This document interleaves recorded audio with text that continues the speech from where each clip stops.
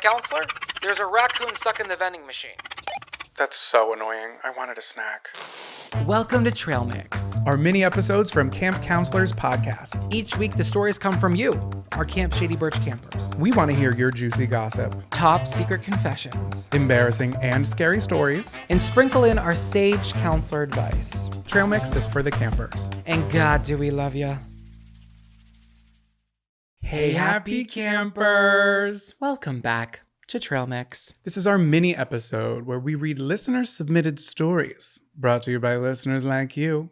Thank you. Speaking of that, of what you just said, these episodes truly haven't been so many for us. No, they've been a little many. Yeah, and we're doing a little bit of a format change for Trail Mix. Nothing that will really affect the quality of the show, but more so the quality of our editor, Jonathan, here. We're changing it from 4 stories to 3 stories a week. Because we just have so much to contribute that by the end of each episode, we're like, oh wait, we're at 45 minutes. These were supposed to be bite-sized. Mm-hmm. And they're pretty much entering full main episode category. Definitely more than the suggested serving size, for sure. Yeah, so I'll read 2, he'll read 1, then we'll swap. So you're still getting great stories. You're just getting more of us. So sorry. Whether you want it or not. But I feel like even if we didn't say anything, like some people wouldn't really notice. It would just be like, oh, they're still gabbing. Yeah, they're still chatting. Mm-hmm. Yeah, no, I think things are just really picking up for us right now in the fall. This is when work gets busy. As you guys know, I'm going on tour in November, and then I'm doing 12 cities in February. I just got the paperwork back. We're waiting for dates to clear, but I'm going all across the country. And little tidbit, maybe even some Canada. Woo! Ooh, oh my God, international waters. Maybe we'll see a glacier or a moose. Yeah, and you'll be there the whole time too. Yes. Yeah. So we're definitely going to be traveling a lot and doing a lot. So yeah, we're going to chop it down to 3 stories, but the stories you guys have been sending have been absolutely fantastic. Unless you're writing a long story and at the very end you tell us it's a dream. Please don't do that. Yeah, that feels very like, oh my God. I actually did that once in 4th grade, and I remember like thinking it was the best thing I'd ever written.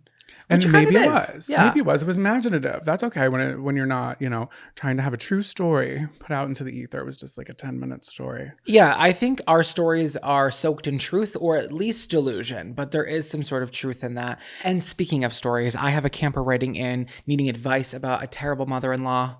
We've got a camper with a tale of her missing cat with the biggest plot twist I think that has ever been submitted. It is wild. Oh, okay. And then I have a camper who gives us behind the scenes into her sleep study. I've always been so curious about that. So let's get into it. Are we qualified to be giving advice? No. Are we going to do it anyway? Absolutely. Welcome back to Dear Counselors Campers. If you're new to Trail Mix, this is a segment where you write in for advice and we give you the best advice we know how to without a bachelor's degree in psychology. But I don't need a psychology degree. I watch Bravo. That's enough for me. There you go. Oh my God, we're like guidance counselors. The way your mind works is truly nana amazing. Sometimes spooky and scary too. We had campers write in that really approved of nana here at camp, and it made my heart sing because I was nervous how that would be received. But there's some nana heads in here. It turns out you guys received nana very well. This story starts, "Hi, sexy counselors. You've got our attention. Thank you for all the giggles, feet kicks, and boondoggle keychains for the last 2 years. You're single, double-handedly, getting me through a really dumb part of my life." Hey, you know what? Sometimes the dumbest parts of our lives give us the best stories. So do it for the memoir, as Kat Cohen would say. Okay, I need your help so bad. I'm going insane and desperate for assistance. This is kind of long. I'm really sorry, but I swear it's all necessary. A little backstory here. I'm 23 years old and I've been with my partner for 9.5 years. Oh, wow. Wow, that is insane. So you were 14 when you guys met? Wow. There's high school sweethearts and then there's middle school sweethearts. Yeah, that's pretty nutty, but hey, congratulations. Who am I to judge? I love it. You guys are still together. So I love him so much. Anyway, while I love him, his mom is on another level. I hate using this word, but I genuinely feel like she's crazy. Here's some evidence of the insanity at hand. She got us new phones as a gift and offered to pay for the phone service. This was so nice and meant a lot to me since I'm poor, but it turned out that she did this so that she had access to our messenger app and would read our private text and bring up what she read in family conversations. I'm sorry. No, no, no, no. You can't give access to your parents what you talking about as a 23-year-old. I was just gonna say we're not 14 anymore. That's nuts. How do you get that? How can you do that? We grew up in a different age, but now they have that Life 360 or whatever.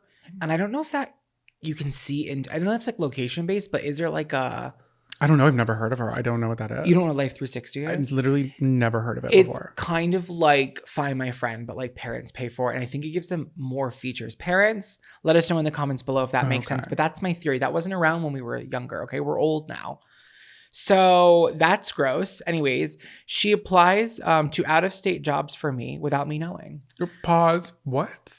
I know. I confronted her and she said I should go make big bucks somewhere else after I have her grandkids and leave my kids with her for her to raise.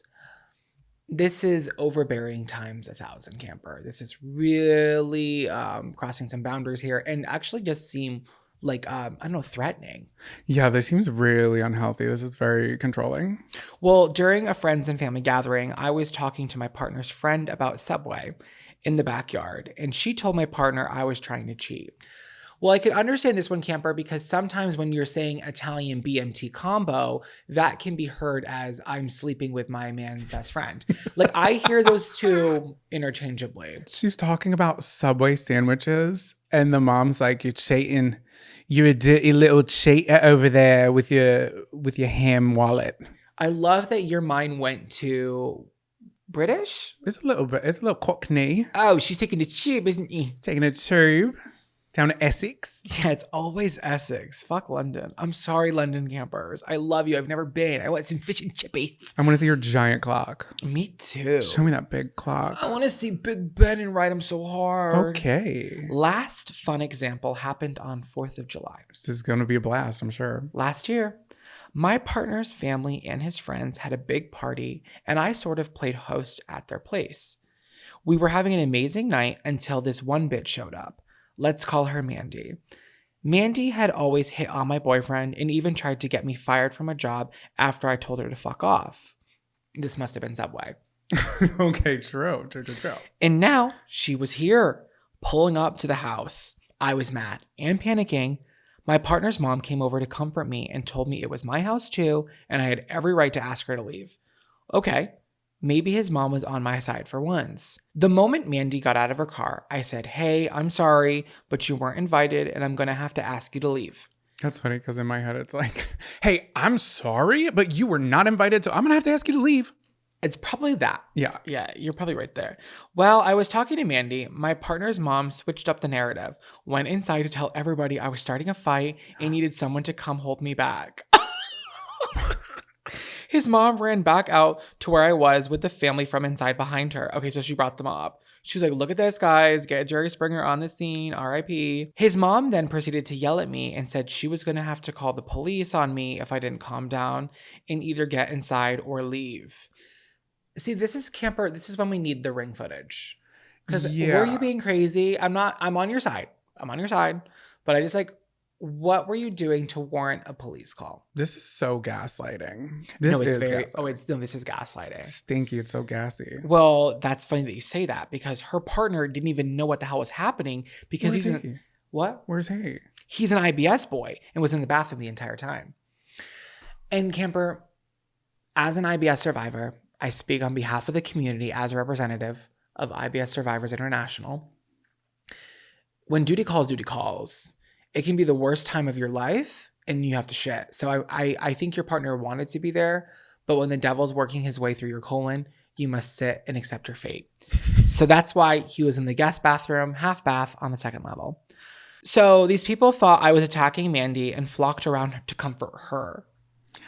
No, the table has been flipped. Yeah, you're getting the villain at it and she's looking like the victim. I started crying and had my partner's brother drive me home. That sucks. So then later she found out that her partner's mom had personally invited Mandy over. Okay. So she's got her giant wooden spoon and she's stirring the pot. Yeah, this is her mom being just totally crazy. And that's just an awful person at this point. She said, I don't know if this woman is trying to get rid of me, manipulate my relationship, or just really bored. I don't want to leave my partner, but I don't know how to deal with his mom. She went from saying she loves me and that I'm the daughter she never had to now turning around and doing insane shit like this. Do I try to play nice to avoid poking the bear, move as far away as possible and tell her to fuck off? She said she'll move wherever my partner and I do when we leave. Do I sick princess girl on her? Yes. Help. I'm at a loss. From the camper emotionally eating macaroni necklaces in cabin 5. That's gross because that macaroni has been there since the 80s. Wait, so she said that the mom was gonna move wherever they move? I think like she was saying like, oh yeah, if we were to move away, she would still probably follow us anyways. So our camper is asking, how do I handle this mom? Can I go first? Yeah. You're 23 years old, baby. And I think the issue here is that you've known this woman since you were 14. So you do kind of have this like respect level of her as a mother. And yes, she is your partner's mother. But let me just say this to you. You are a grown-ass adult. Do not ever share your phone plan with your in-laws. You need to figure it out. We need to make a job shift. We need to get that bag up. That should be number one. Get your bag up. Get a second job. Work at a restaurant. Lift yourself up, because I think the problem here is that the mother feels like she has control over you, and to maybe some degree she does if you're living with them. Okay. So do they live together? I kind of felt like that when they were talking about the house party. At the party. So that's I'm not sure, interesting. but there's still some narrative here that I'm picking up on, that the mom does feel like she can say whatever she wants because she has control over you. The best way you can get back at her or get away from her is financial independence. Work your ass off. You're 23. As long as there's no health concerns, it's time to get your bag up and get your life rolling. I think there's just an issue here because she's known you for so long. You do not deserve this kind of conversation or neglect or straight up abuse. So get out, but get your life together first. I always recommend to anybody who's in a financial pinch, get into the restaurant industry. The hours are long. The money is great. You can pick up. Someone is always giving away a shift and you eat for free. And you're there and you make good friends, and it's not easy, but the money, like speed, is easy. You can get a lot of money really fast. I understand that it's easier said than done, but I totally agree. But now that while you were saying that, it sparks in my head that she doesn't live with them because she said the boyfriend's brother drove her home. Oh, remember? true. So she doesn't live there. But the phone plan, if that's still in effect, you got to get off of that. Otherwise, I would just, this sucks because it's like, what are you going to do? She's just there. She's existing. And if you plan on marrying your boyfriend, which I do believe that you do, it's just kind of like, I would do what Zach said. Get your money up, have your independence, and, do your best to not poke the bear, because it's just going to be a pain in the ass for you and your boyfriend. Totally. But we talk about this a lot on the show when people have issues with their in-laws. And I just want to remind our campers out there that, respect goes a long way, and you need to respect like your partner's family. But if you're feeling like you're being this disrespected camper, like, it's okay to separate yourself. It's okay to make a lifestyle choice and get out. Okay. People don't deserve your energy when it's not being reciprocated or respected. You know what I mean? Like, sometimes people are just toxic, and sometimes we got to cut people off. Your mental health is worth more than whatever she thinks she has on you. Right. For clarification's sake, you're not saying like with the boyfriend, you mean like you and your boyfriend cut the mom off or break up with the boyfriend? Cut the mom off. Yeah, I agree. But also, camper, you're 23. So if things go south, I just want to remind you that you have a whole life ahead of you, and you are young and stunning and gorgeous, and you'll always have our show. Get out of the water and onto the dock. You're not going to believe what I just heard. Welcome back, one and all, to Gossip Doc. No running, but this is the part of the show where we talk about gossip made from 100% juice, no concentrate. Okay, this is nutty. I kind of wanted to email this camper back and be like, hey, trademark this and sell this to Netflix for a show, or at least a miniseries, because this is nuts. Ready? I'm ready. Hey, happy counselors. I love you both so much and have been a dedicated camper since the beginning, and boy, do I have a story for you. Not sure what segment to submit this for, but when in doubt, gossip doc it out. That's what we always say here, honestly. This story is actually pretty recent, but for context, let's go back. all the way back. Did they write that? Yes. Yay! Our joke is working. We've said it like 17 times now. We're like, do you guys get it? Okay. So we're going to go back all the way back to the year 2017. I was fresh out of college and living with a new roommate. Let's call her Amelia. You know, we just don't meet enough Amelias anymore. Yeah, I think when Amelia Bedelia stepped on the scene, everyone took a step back and said, okay, it's her throne. Yes, sorry, Amelia Earhart. Amelia and I had met in college and became pretty good friends. We had never gotten super, super close, but we were both graduating at the same time and were looking for a place to live in the same town. But it wasn't just Amelia and I moving in together. There was also Ellie, my adorable kitty who loved her window hammock just as much as she loved burrowing under my blankets at night. That's cute. Also, we do have permission to use the name Ellie. Within the first 2 months of living together, I began seeing a few odd things about Amelia. She never did the dishes, which is annoying, but I can totally look past it. But she also had an interesting hobby of collecting memorabilia from every restaurant she visited. Kind of fun. Actually, I'm sorry. I kind of love that. That's theft, but you know me, my theft stories, guys. It's like, I don't condone it, but I also don't turn a blind eye. No, I do turn a blind eye.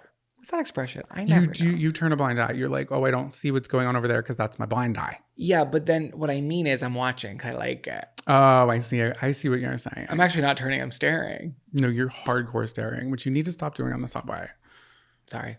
So she has this interesting hobby of collecting memorabilia from restaurants. She would steal salt shakers, spoons, small plates. This is crazy.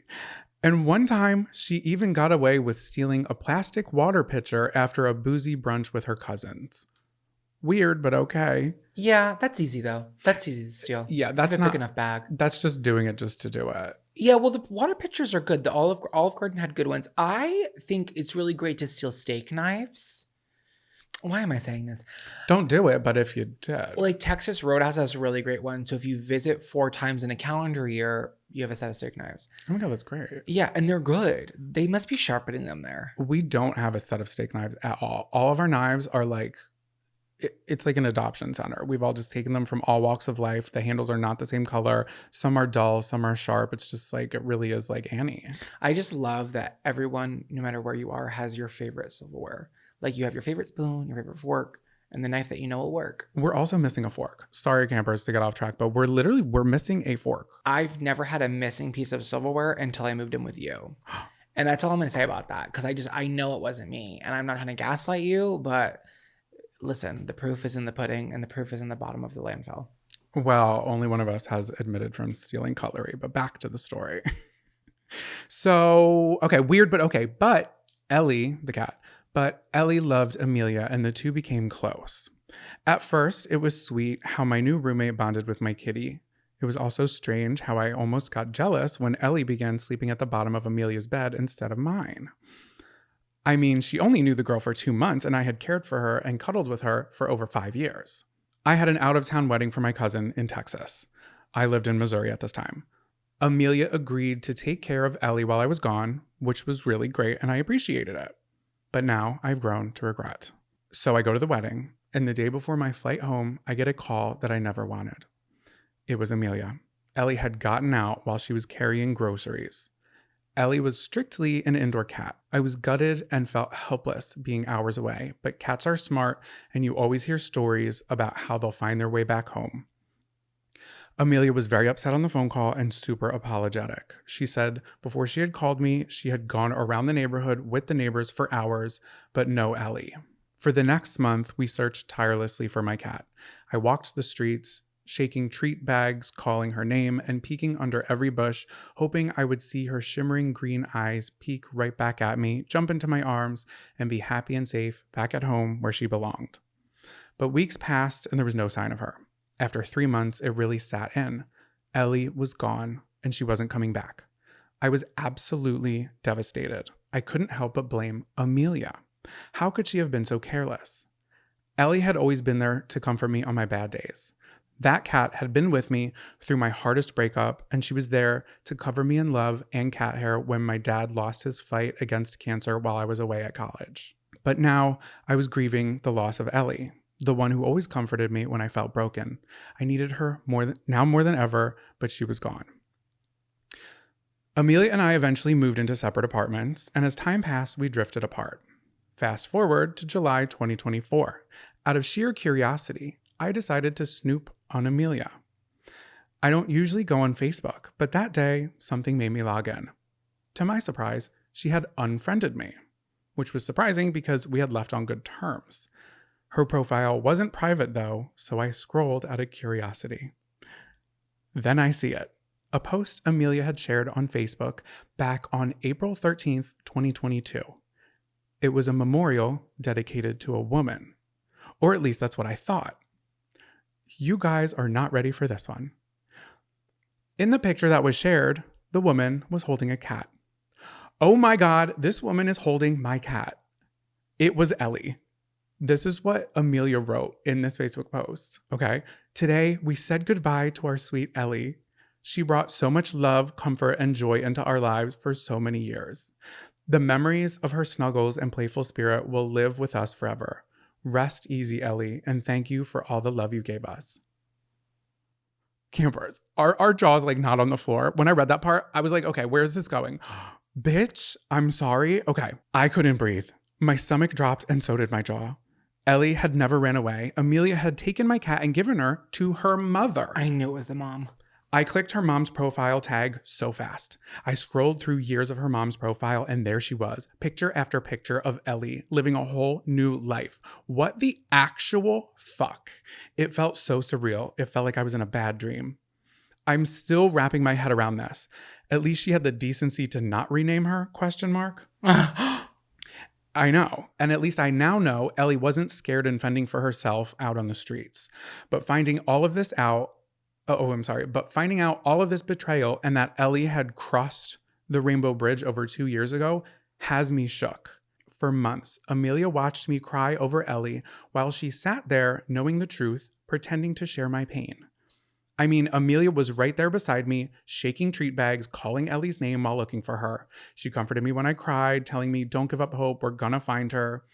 I literally leaned on her for support during this hard time while my heart was broken over losing this cat. Honestly, it's still so fresh to me, so I don't fully know how to feel. This betrayal is something I don't think I'll ever truly get over. I don't know what to feel, but I do know one thing. Amelia, you played the role of the comforting roommate too well. You are pure evil.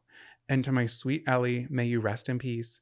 You'll always be in my heart. I'm literally crying while typing this. Ugh.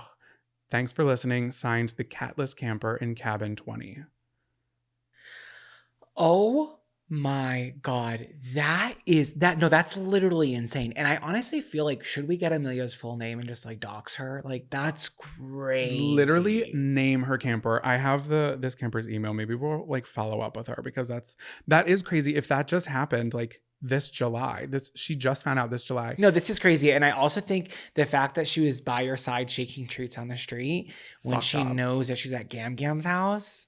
Nah, okay. This is crazy. This is the craziest story I think we've ever read. I also think, like you said, that's a special kind of evil. You know what I mean? To have that kind of planned out, that's a person who will get their karma. And I hope they get it in a tenfold because that's not okay. I'm so sorry, Camper. That's terrible. If I was you, I'd make that public though. I really would. Because why? Why protect somebody that is so vicious? Make a TikTok, monetize it, and make some money off of it. Such a smart idea. Also, Camper, this was submitted through our website, so you can't attach pictures, but you have our email, campcounselorspod@gmail.com. If you want to send screenshots, we are graciously accepting them. We won't post them, or like maybe we'll blur something out. I don't know. We can talk about it behind the scenes, but like that is nutty. That is gossip doc. That is why this doc was built. Yeah, that's why the canoe is in the river. Scary stories around the campfire. Well, welcome back to Scary Story. That was kind of a scary story. That was kind of a confession canoe. That was everything. That was a lot. And then we gave her advice on what she should do. Oh my God, yeah. That was the full plate. But the one I have right now is truly a scary story. And it's a lighter note, and it made me giggle. So maybe it's good to end this way. Okay. So this story starts out, hi, sassy counselors.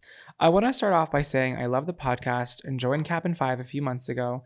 Thank you for the hilarious episodes and content. We love you, camper. Okay, now my story.